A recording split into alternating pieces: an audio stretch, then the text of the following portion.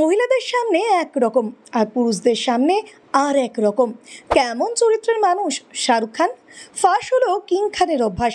বলিউডের বাদশা তিনি, তাকে একবার ছুঁয়ে দেখার স্বপ্ন অনেকেরই।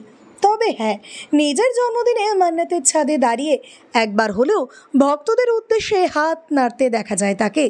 বরাবরই ভদ্র স্বভাব, সভ্য আচরণের কথাই শোনা যায় তার নামে। এবার তার এক অভ্যাসের কথা ফাঁস হলো, যা তিনি পুরুষদের সামনে একরকম আর মহিলাদের সামনে আর এক রকম। আর সেটা ফাঁস করলেন বডি ল্যাঙ্গুয়েজ বিশেষজ্ঞ কানন তন্ডি। এক পডকাস্টে এসে এই বিশেষজ্ঞ বলেন, এক সাংবাদিকের সামনে পায়ের ওপর পা তুলে বসে ধূমপান করছিলেন শাহরুখ খান। এই বসার ধরনকে বলা হয় কাউবয় ক্রস, যার অর্থ এই জায়গাটা তার, আর সেটা তিনি নিজের বসার ভঙ্গিতেই স্পষ্ট করে দিচ্ছেন। তবে শাহরুখের এই বসার স্টাইল একমাত্র পুরুষদের সামনেই দেখা যায়, কখনোই মহিলাদের সামনে পায়ের ওপর পা তুলে বসেন না তিনি।